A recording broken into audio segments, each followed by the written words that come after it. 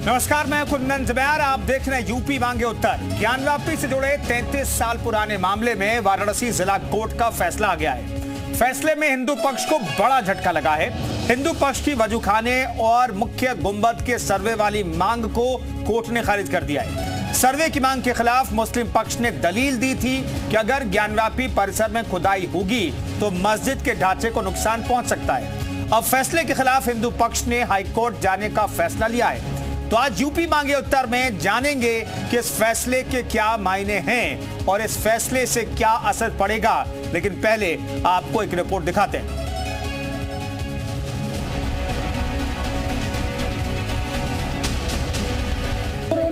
SI की अच्छा report दाखिल की गई है। अगर 8/4/2021 के अनुरूप वो नहीं है तो एडिशनल सर्वे मंगा सकती है। उस आदेश का इन्होंने उल्लंघन किया है।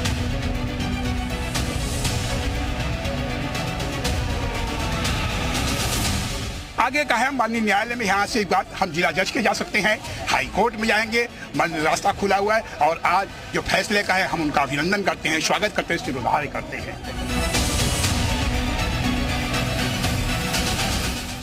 देखिए, ये पहले से ही हाई कोर्ट और सुप्रीम कोर्ट में ये केस चल रहा था, उसी का उल्लंघन नहीं कर सकते थे ना।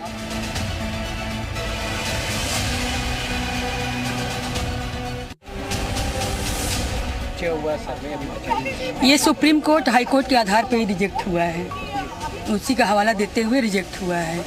तो आगे सुप्रीम कोर्ट हाई कोर्ट जो फैसला करेगा वही उसी आधार पर सर्वे होगा। वजूखाना में बाबा मिलेंगे।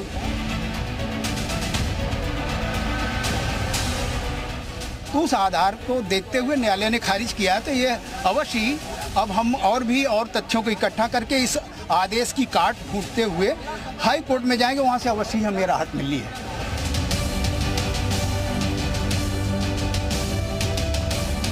सिविल कोर्ट FTC ने जो इस मामले को रिजेक्ट कर दिया है और इस आदेश के खिलाफ जो हम जिला कोर्ट में जाएंगे, वहां हमारी सुनवाई होगी और वहां हम सफल होंगे।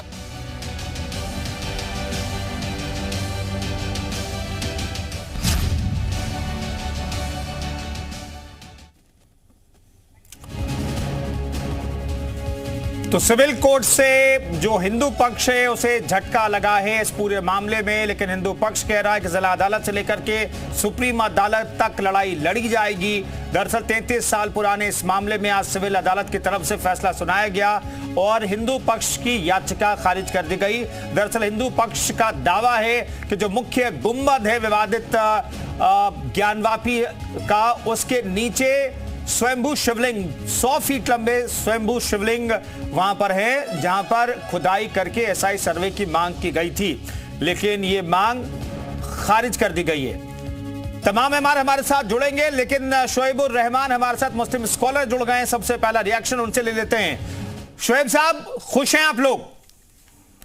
ये खुशी की बात नहीं है, इसको हम खुशी की बात नहीं कहेंगे। इसमें तो एक मसला है, उस मसले का हल होना चाहिए, वो चाहे किसी भी पक्ष में जावे। इसको हम खुशी की बात नहीं कह सकते हैं। इसकी वजह यह है कि कोई ऐसा खास फैसला नहीं हो गया कि कल को दोबारा SIT की जांच नहीं होगी, ऐसा कैसी कोई बात है नहीं। मामला सिर्फ इतना सा है कि कोर्ट ने ये कहा है कि आप जाइए और हाई कोर्ट में जो मामला चल रहा है वहां पे इसका पहले से चल रहा है। तो लोअर कोर्ट ने उसका इनकार किया और अभी हाई कोर्ट ने तो इनकार किया नहीं, या सुप्रीम कोर्ट ने तो इनकार नहीं किया है कि हम उस पर खुश हो जाए। जब सुप्रीम कोर्ट कहे कि नहीं, इस तरह की कोई बात नहीं पैदा होगी, तो फिर तो हम उसको मान सकते हैं कि बड़ा खुशी की बात है। और अभी तो मामला चल रहे हैं, अभी चलते रहेंगे, इसमें हम लोग खुशी और नाखुशी की कोई बात नहीं है। बात यह कि जो हुआ अच्छा फैसला रहा लोअर कोर्ट का कि हम इस बोझ को नहीं उठा सकते। हाई कोर्ट देखे, इसलिए हाई कोर्ट में पहले किससे मौजूद है, तो हाई कोर्ट में वो फैसला चला कि इसको खुशी की बात नहीं कहेंगे। ठीक है शोएबुर रहमान साहब, इस पूरे मामले का जो हल है वो आपको लगता है कि सुप्रीम अदालत तक जाकर के होगा? हाँ, जाएगा। ये मुझे यकीन है कि मामला आगे भी जाएगा और जाहिर है कि मुझे हाई कोर्ट से इस बात की उम्मीद है कि हिंदू पक्ष वहां अपने आप को ये कहेगा, मैं खुश हूं कि हाई कोर्ट ने मेरे साथ न्याय किया है। अगर आज ये कह रहा है कि साहब हमारी नहीं सुनी गई, नहीं देखा गया, मैं ये दलील दे रहा था, वो दलील दे रहा था, लेकिन आइंदा उनकी सुनी जाएगी तो वो कहेंगे कि साहब हाई कोर्ट ने बहुत अच्छा किया मेरे साथ। तो मुझे यकीन है वो अपनी जगह है, हम अपनी जगह है। ठीक है, शोएब रहमान साहब हमारे साथ बने रहिए। हमारे साथ हिंदू धर्मगुरु साध्वी गीतांबा जी जुड़ गई हैं। साध्वी गीतांबा जी, पहला रिएक्शन आपका, चूंकि इस पूरे मामले में हालांकि ये सिविल अदालत का ही फैसला है, आगे बहुत सारी अदालतें हैं जहां पर इस मामले को चुनौती दी जाएगी, लेकिन आपको लगता है कि हिंदू पक्ष के लिए झटका है ये? बिल्कुल झटका है। कारण क्या है कि एक अंधा व्यक्ति भी अगर टटोल के भी देखेगा तो न्याय हिंदुओं के पक्ष में देगा, लेकिन जिस तरह से ये हुआ है ये तो हमारे लिए मतलब दुख का बात यहाँ है ही, लेकिन फिर भी हमारे लिए हाई कोर्ट है, सुप्रीम कोर्ट है, लेकिन जिस तरह से हमारे साथ हुआ है वो गलत हुआ है। ये हमारे साथ अन्याय हुआ है एक तरह से देखा जाए तो, और हम इसके खिलाफ तो हाई कोर्ट जाएंगे, हमारे वकील बोल ही रहे हैं, और ये गलत हुआ है एकदम। 32 ऐसे सबूत अगर दीवारों को छुएगा तो भी वो हिंदू के पक्ष में बोलेगा, और इस तरह से हिंदुओं के साथ अन्याय होगा। लेकिन साध्वी गीतांबा, दरअसल इसमें इस याचिका में कहा गया था कि वहां पर खुदाई करके ऐसा सर्वे की जाए, जिसे कोर्ट ने खारिज कर दिया है, क्योंकि खुदाई से मुस्लिम पक्ष भी कह रहा था कि अगर आप खुदाई कीजिएगा तो जो मस्जिद है, जो ज्ञानव्यापी परिसर है, उससे नुकसान पहुंच सकता है।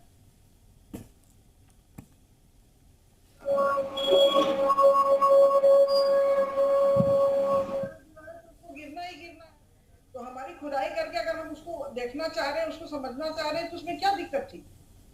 वो तो जर्जर दीवारें हैं, उसको तो एक एक ईंट आप लखावरी ईंट है, एक एक आप ईंट छुएंगे तो निकलती चली जाएगी, इसमें कौन सी बड़ी बात थी?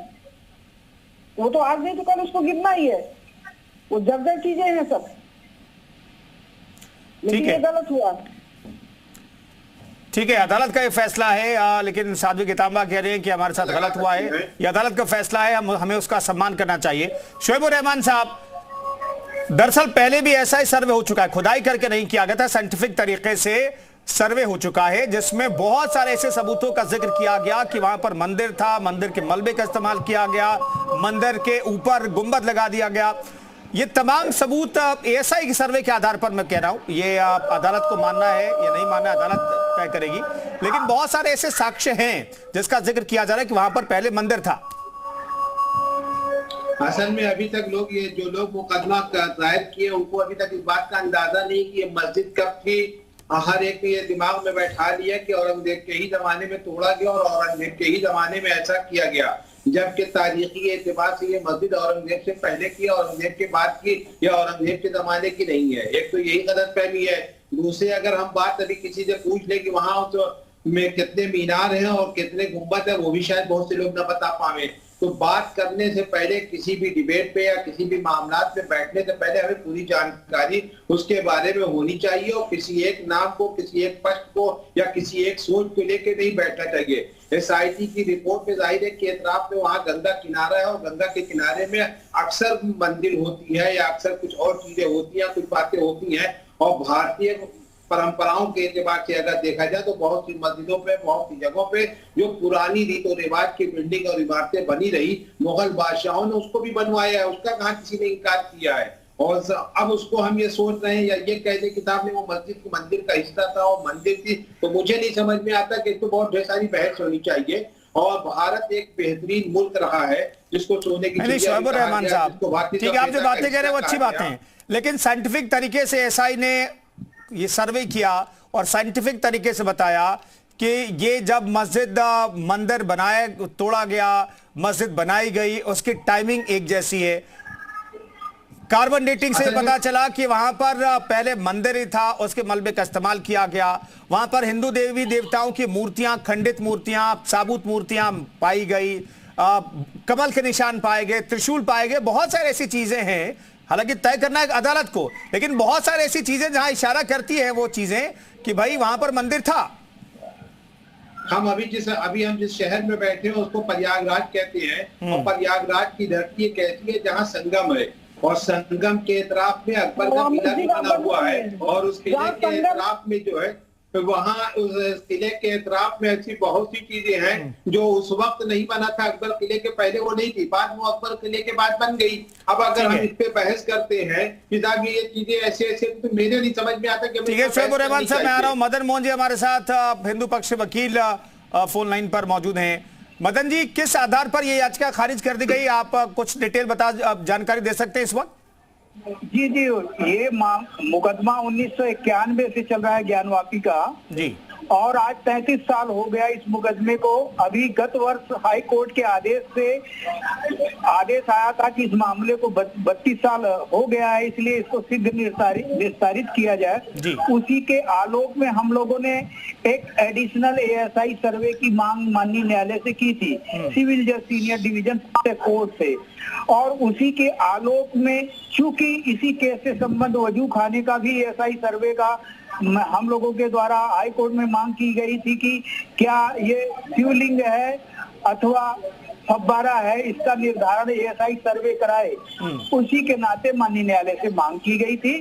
और दूसरा मामला ये है कि चूंकि इसी से संबंधित सुप्रीम कोर्ट में भी मामला ASI का सर्वे से लंबित है, इन दोनों के ही आलोक को देखते हुए, ध्यान में रखते हुए सिविल जज सीनियर डिवीजन फर्स्ट कोर्ट ने आज आदेश को हमारे पक्ष में नहीं किया और अब हमारे लिए उच्च अदालत का विकल्प खुला हुआ है, जिसमें जिला जज और हाई कोर्ट का भी है। और इसका पूरा अध्ययन करके पूरा हमारी टीम बैठेगी, लीगल टीम, उसका अध्ययन करके व्यापक स्तर पे ज्ञानवापी के मामले में हमें एडिशनल जो ASI सर्वे की हमने मांग की वो कैसे मुकम्मल हो। मदन जी, अगर आप सुन पा रहे हैं तो 91 में जब याचिका लगाई गई थी तो उसमें क्या मांग की गई थी? उसमें ये देखिए, ये मामला है, पहली बात तो पब्लिक रिप्रेजेंटेटिव सूट है, यानी जनप्रतिनिधिवाद है। इस वाद के माध्यम से पूरे देश के सनातनी हिंदुओं द्वारा ये मांग की जाती है, यानी ये उनका ही प्लेंट माना जाएगा। और दूसरी बात ये है कि ये टाइटल सूट है। टाइटल सूट का आशय ये होता है कि समग्र जो परिसर है, जो समग्र उसमें संरचना है, वो हिंदुओं को प्राप्त होनी चाहिए, जिससे भविष्य में हम लोग उसके स्थान पे भव्य काशी विश्वनाथ का मंदिर प्रतिष्ठित कर सके, उसका निर्माण कर सके। ठीक है जी, ठीक है, धन्यवाद मदन मोहन जी हमसे बातचीत करने के लिए। कमलेश त्रिपाठी जी भी हमारे साथ जुड़ गए, हिंदू पक्ष के वकील हैं आप। कमलेश जी, 91 में क्या इस याचिका में मांग की गई थी जिस मांग को आज सिविल जज ने खारिज कर दिया?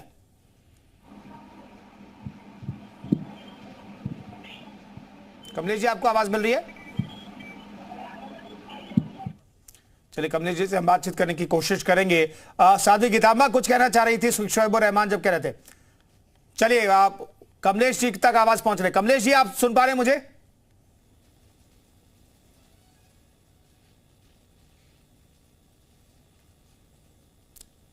चलिए, कुछ टेक्निकल इश्यू है, हम कमलेश जी से बात करने की कोशिश करेंगे। साध्वी गीतांबा जी, क्या कहना चाहेंगे आप? हमारे साथ गलत हुआ है, हमारे हिंदुओं के साथ हमेशा से गलत हुआ है और आज फिर एक बार गलत अपना दोहरा दिया गया है। लेकिन अभी जो ये इन्होंने कहा कि प्रयागराज में संगम क्षेत्र में, तो क्या संगम क्षेत्र में भी ये मस्जिद बनाने जा रहे हैं क्या? संगम क्षेत्र में भी इनका मस्जिद बनेगा? अब ये कलबबाज भी करेंगे क्या? क्योंकि इनके पक्ष में तो नेता भी है, इनके पक्ष में न्यायालय भी हो गया, तो ये अब जाएंगे संगम क्षेत्र में नमाज अदा करने की जगह कलबबाज करेंगे क्या? हमें इनसे यही पूछना था। नहीं, ठीक है साध्वी गीतांबा जी, लेकिन अदालत जो है सबूतों को मानती है, तो सबूत अगर आपके पक्ष में है, हिंदुओं के पक्ष में है, तो फैसला तो आपके पक्ष में आएगा। लेकिन जिस तरह से चोट दे रहे हैं तो चोट नहीं ना देना चाहिए। 35 साल कुछ होता है, 35 साल से हम लोग इंतजार कर रहे थे, जिस तरह से हमें धक्का दिया गया, ये अच्छी बात है क्या? ये तो अंधा आदमी भी सबूत खोजेगा तो हमारे वहाँ मंदिर का पूरा सबूत मिलेगा। यानी आप इस देश के जज को, न्यायालय में बैठे हुए जज को आप अंधा कह रही है? यही बताइए, कितनी अफसोसनाक बात है कि आप लोग मानने के लिए तैयार नहीं है। देश के न्यायालय को मानने के लिए आप तैयार नहीं है। देश के न्यायालय के जज को आप कह रही कि वो अंधा है, वो आदमी बेवकूफ है, वो आदमी गलत है, वो आदमी चुनकर आता है, देश के न्यायालय में बैठता है, वो आप उसको बता रही है गलत है। यानी अगर आपके पक्ष में कोई बात ना होगी तो आप उसको ये बताएंगे कि वो गलत है, और अगर आपके हक में हो जाएगा तो आप नारा लगाएंगे, आप चिल्लाएंगे, आप खुश होंगे। यानी आपको इस बात पे अफसोस, आपको माफी मांगनी चाहिए, आपको माफी मांगनी चाहिए कि आपने इस मुल्क के जज को ये कह दिया कि वो अंधा है। आपको माफी मांगनी चाहिए बहन, आपको माफी मांगनी चाहिए। आपने जज की तौहीन की है, आपने गलत कहा है, आपको माफी मांगनी चाहिए, आपको माफी मांगनी चाहिए। आपने गलत बात किया है, आपने इस देश में जज को अंधा कहा, आपको माफी मांगनी चाहिए, आपको माफी मांगनी चाहिए, कोई दूसरी बात नहीं करनी है। अगर आप माफी मांगे पहले शोएब रहमान साहब आप अपनी बात को बात मत कीजिए। देखिए दर्शकों को मैं बता रहा हूं कि यहाँ पर जो भी व्यक्ति जो बातें कह रहा है उसका व्यक्तिगत राय है, ये जी मीडिया का इसमें कोई लेना देना नहीं है। जो बातें साध्वी गीतांबा कह रही हैं और जो बातें शोएब रहमान कह रहे हैं, ये उनके व्यक्तिगत सोच है और व्यक्तिगत बात है। शोएब रहमान साहब ठीक है, उनकी सोच है, वो तय कर रही हैं, उनको लगता है कि भाई कोई भी तय कर सकता है, उसे देख करके छू करके भी। लेकिन शोएब रहमान साहब बहुत सारी ऐसी चीजें, मैं फिर से वो सवाल कर रहा हूं कि बहुत सारी ऐसी चीजें जो वहां पर चीख चीख करके गवाही दे रही है कि वहां पर मंदिर था, आप लोग कबूल करने को तैयार नहीं है। एक छोटी सी जीत आपके लिए हो सकती है, छोटी सी हार हिंदू पक्ष के लिए हो सकती है, लेकिन अदालत में अभी ये मामला आगे जाएगा। लेकिन जिस तरीके से हिंदू पक्ष, साध्वी गीतांबा भले कबूल ना कर रही हो इस वक्त, लेकिन हिंदू पक्ष कबूल कर रहा है और ऊपरी अदालत तक जाने की बात कर रहा है, तो आप लोग भी हर स्तर पर कबूल करेंगे कि हां साइंटिफिक तरीके से, और अदालत में अगर वो प्रूव हो जाता है कि वहां पर मंदिर था तो आप लोग कहेंगे कि हां वहां पर मंदिर था? हाँ, अदालत, हम तो कल भी कहते थे, आज भी कहा, मैंने इससे पहले किया, अदालत पर भरोसा किया और फिर करेंगे भरोसा। अदालत का हम इनकार कहा कर रही है, बहन हमारी बैठ के कह दी कि वो अंदाजा जाए जिसको दिखा नहीं। ये इन्होंने कहा, हमने थोड़ी नहीं कहा, हमने तो बाबरी मस्जिद का फैसला आ गया, सराहा उसको, हमने कहा इनकार किया।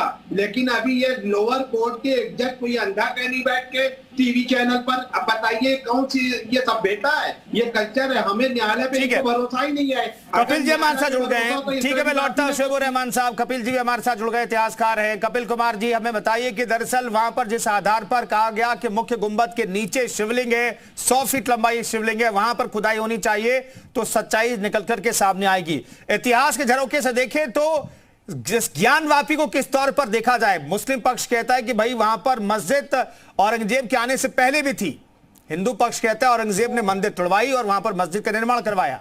क्या सच्चाई, इतिहास के झरोखे से क्या सच्चाई निकल करके आप देख पाते हैं?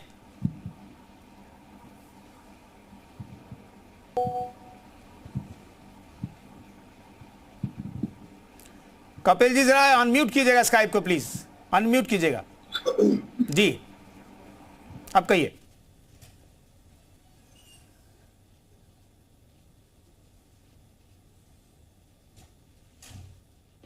कपिल जी आपकी आवाज नहीं मिल रही है।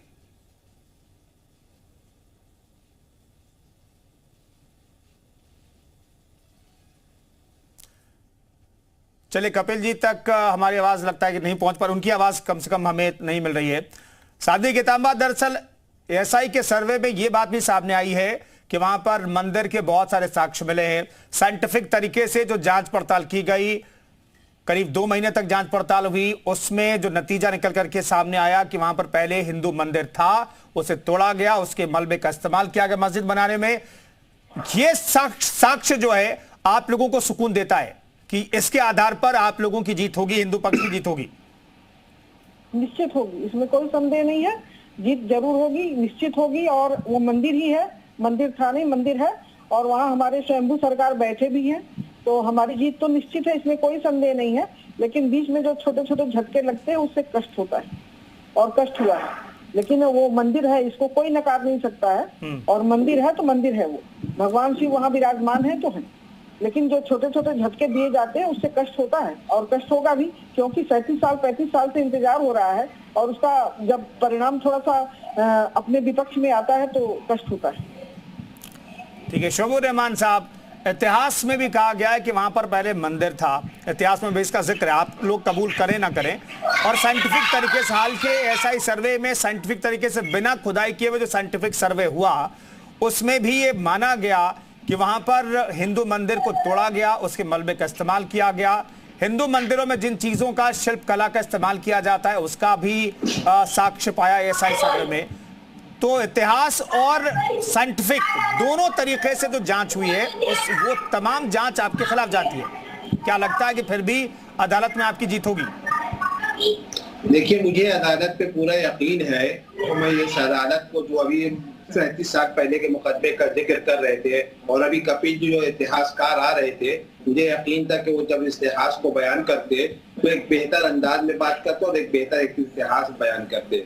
मैं ये कह रहा हूँ कि जब एक फैसला होना है और वो अदालत में फैसला होना है, और जाहिर है कि हमें उस फैसले पे राजी रहना चाहिए। अभी हमारी बहन फिर कह रही है कि छोटा छोटा झटका लग जाता है जब हमें, तो यानी मतलब अदालत के फैसले को अगर हम झटका महसूस कर रहे हैं या हम उस बात को गलत महसूस कर रहे हैं, तो मुझे नहीं समझ में आता कि किसी मुकदमे को फिर अदालत में ही दाखिल करना चाहिए। फिर हमें एक विश्वास, एक आस्था की बुनियाद पे वहाँ पूजा करते रहना चाहिए और उसका इंतजार करना चाहिए। मुकदमे को फिर अदालत में क्यों ले जा रहे हैं? तो अगर अदालत पे आपको भरोसा नहीं, और मुस्लिम पक्ष हमेशा अदालत के फैसले पे हमेशा एतमाद करता है, भरोसा करता है, यही हमारी वो है कि आइंदा कभी भी कोई भी कोर्ट का फैसला आएगा तो हम उसको एक्सेप्ट करते हैं और न कल इनकार था, ना आज इनकार है, ना आइंदा कभी इनकार रहेगा। तो इसलिए अब हमारी बहन को चाहिए कि बात ऐसी करें जिसमें एकता, सभ्यता, कल्चर, सारी चीजें नजर आवे। अगर हम कह रहे हैं मर्यादा पुरुषोत्तम नाम की बात करें, हम उनके से अमर्यादित की बातें, भाषा हम इस्तेमाल करें या हम किसी और चीज का इस्तेमाल करें, तो यह हिंदू सनातन धर्म के एतबार से भी ठीक नहीं है।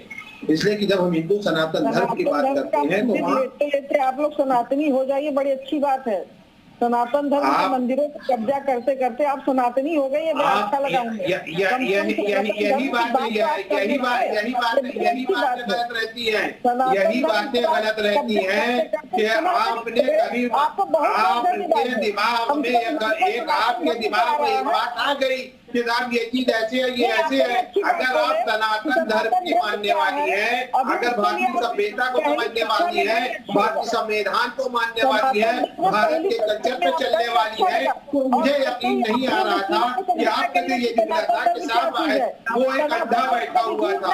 जो लफ्ज आपने पहला इस्तेमाल किया, मुझे ये समझ में आ गया था कि कोई एक देशवासी और एक सनातनी ऐसी बात नहीं कर सकता।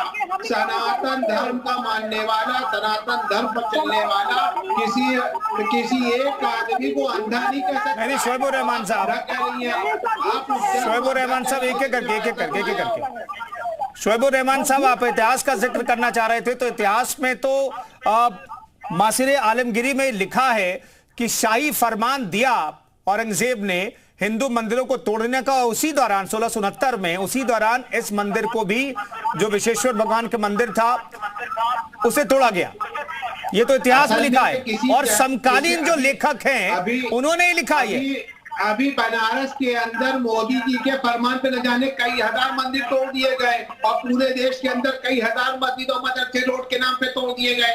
हमने उस फरमान को आज तक हम क्यों नहीं जिक्र करते हैं? पूरा दिल्ली के अंदर कम से कम 200 से ज्यादा मसाजिद तोड़ दी गई, 300 से ज्यादा मस्जिदें तोड़ दी गई और न जाने कितनी मंदिरें तोड़ दी गई। तो हम इस बात को कहीं पर मंदिर बनाए क्या? शोएब रहमान साहब, क्या हम रहमान साहब विकास के लिए धार्मिक स्थलों को तोड़ने की बात अलग है। उस वक्त जो हुक्म दिया आलमगीरी की, या आप जो बात कर चलिए, हमारे साथ कपिल जी भी जुड़ गए, कपिल जी भी जुड़ गए हैं, कपिल जी से हम जान लेते हैं। कपिल जी, इतिहास में क्या जिक्र है? ज्ञानवापी जो मस्जिद है, जो ज्ञानवापी परिसर है, उसे लेकर के इतिहास में क्या जिक्र है? जरा जल्दी से बता दीजिएगा सर। देखिए, ऐसा है कि 1 घंटे तक इनके अलीगढ़ यूनिवर्सिटी के जो हिस्ट्री डिपार्टमेंट के प्रोफेसर थे नदीम साहब, उन्होंने मुझसे बहस की थी एक चैनल के ऊपर और मैंने एक भी उसमें भारतीय साक्ष्य नहीं दिया। मैंने कहा मानुची को पढ़िए, बर्नियर को पढ़िए। और उसके बाद में अगले दिन ही इनके जो सबसे बड़ा स्कॉलर जिसको ये मानते हैं हिंदुस्तान में ही नहीं दुनिया में, इरफान हबीब साहब, प्रोफेसर इरफान हबीब, उनको आकर के ये कहना पड़ा था टीवी चैनल के ऊपर है कि औरंगजेब ने काशी और मथुरा दोनों मंदिर तोड़े थे, लेकिन अब इसका ये मतलब नहीं कि हम अब मस्जिद को तोड़ दें। उन्होंने स्वीकार किया था आकर के। ठीक है, अब दिक्कत क्या है? दिक्कत ये है इन लोगों के साथ कि ये लोग, हमने किसी ने, यही आज के जो मुसलमान हैं, हम लोग सब साथ रहते हैं, इनको किसी ने इनके ऊपर दोष नहीं दिया कि भाई तुमने तोड़ी है, समझे? लेकिन ये पता नहीं उस जमाने की जो बर्बरता है उसको अपने कंधे पे ढोके क्यों चलते हैं, और उसको कंधे पे ढोके चलते हैं तो फिर लगता है कि इनको सिवाय उसके कोई और चीज दिखाई नहीं देती कि जहां भी कहीं मुस्लिम नियम जुड़ गया तो ये उठ के खड़े हो जाएंगे पूरे उसके ऊपर, चाहे वो अपराधी हो, चाहे वो कोई हो, चाहे किसी भी तरीके का हो इसके ऊपर। मुझको बताइए क्या क्या कलकत्ता के अंदर एशियाटिक सोसाइटी में औरंगजेब का फरमान नहीं को मुझे बताइए। और उसके बाद जो ये साक्ष्य आप अभी सामने दिखा रहे हैं कि जो आर्कियोलॉजिकल सर्वे के अंदर मिले हैं, तो सामने अभी आ जाएंगे कि मोदी जी ने मंदिर तोड़े, फला मंदिर तोड़ी, फला वो तोड़ी। अरे भाई, आपको मालूम है वो मंदिर क्या थे बनारस के अंदर जो थे? इनको ये नहीं मालूम। जरा सोच ले उनको से देख करके, और इतिहास को पढ़ के आया करे। नहीं, इनका तो हिसाब ये हो गया है कि आज नए पार्लियामेंट हाउस को भी ये वक्त की जमीन बना रहे हैं। ये अभी भी इसी गलतफहमी में है कि हिंदुस्तान जो है 15वीं शताब्दी में जी रहा है और 17वीं शताब्दी में जी रहा है। ठीक है कपिल जी, मैं लौटता हूं आपके पास, और साध्वी प्राची हमारे साथ मौजूद हैं, उनसे बातचीत कर लेते हैं। साध्वी प्राची जी, आप आज जो अदालत का फैसला है सिविल जज का बनारस में कि वहां पर खुदाई करके सर्वे वाली याचिका खारिज कर दी अदालत ने, इस पर आपका पहला रिएक्शन?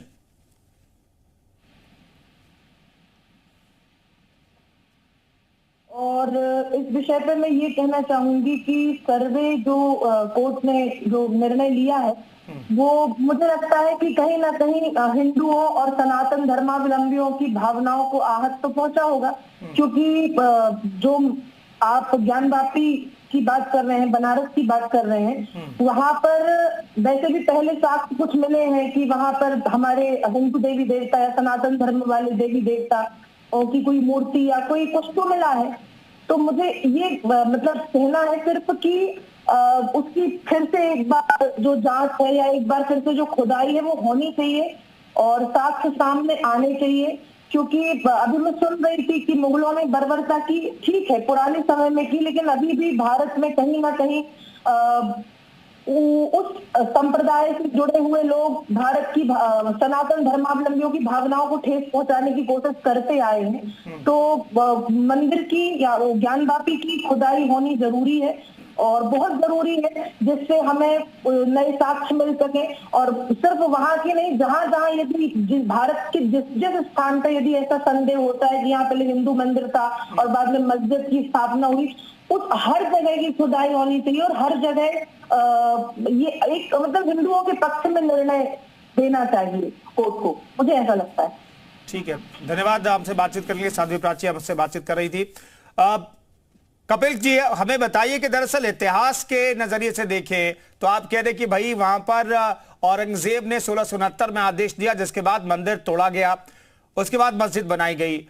हाल में ऐसा ही सर्वे हुआ, उसमें भी ये बातें लगभग पुष्ट है। अदालत को अब तय करना है कि वाकई में उस पर क्या होना चाहिए। लेकिन फिर भी जो मुस्लिम पक्ष है वो ये मानने को तैयार क्यों नहीं है? इतिहास और साइंटिफिक दोनों तरीके से ये बातें निकल करके सामने आ रही हैं।